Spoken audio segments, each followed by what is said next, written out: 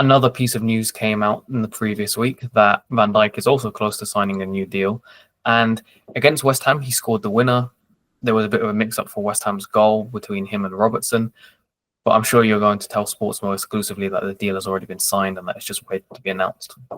Yeah, well, I mean, except for final details, my expectation is at the moment that they will be announced before this week is out. So we are very, very close to that being done. So that's quite exciting and really good news to Liverpool. I mean, yeah, he's just colossal, isn't he, for Liverpool? He's so important. And another one where he made it easy for Liverpool because he is at the moment the best centre-back in the world. And it's, look, do you want to go into the market and try and replace me next summer, or do you want to sign me up on this 2-year deal on similar terms to what I'm on and recognise that I can keep doing this for a little longer?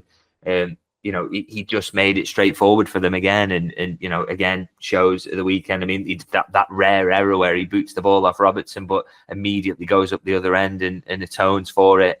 And you know, he's someone who scores big goals as well. You know, you think of the League Cup final, you think of the fact he scores against Everton on his debut. He's you know, a player who can stand up in those big moments, plus everything else he brings to the party, which includes being a centre half who plays the game like nobody ever has before. So.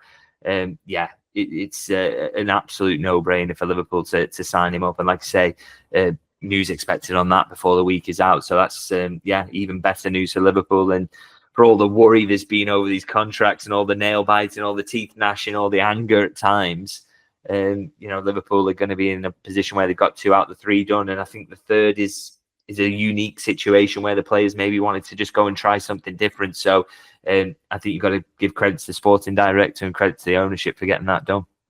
Yeah, well, 2 out of 3 isn't bad, but I don't think anyone... that. Yeah, who sang that? Yeah.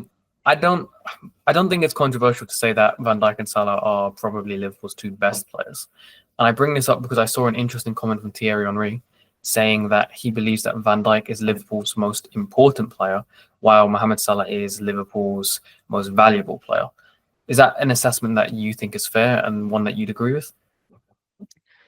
Yeah, I don't know on this one because I feel like and maybe Thierry Henry for some reason doesn't have the same bias. Maybe it's because I kind of play as a forward myself, but I always kind of think in football, there's a reason that forwards are paid the most money. There's a reason that they are the superstars. And it's not just because everybody loves goals. It's because goals are the hardest thing to do in football. It's because goals roughly translate to a point in terms of the standing. So every goal you score is, you know, that's one of the things in analytics that they generally look at is many goals you score generally earn you a point. So they are the most important things in football. They are the hardest thing to do. And I think if you've got someone who can consistently do that over 8 years, as Mohamed Salah has done, you know, that you have to recognize that person as the most important. I think, you know, I would never like to see a world where Van Dijk gets dragged out for the team for a long while. And I know people will say that season where he was injured, but of course Liverpool lost basically every other centre half as well. That really compounded the issue. So we don't have a good sense of what that would look like. But I just think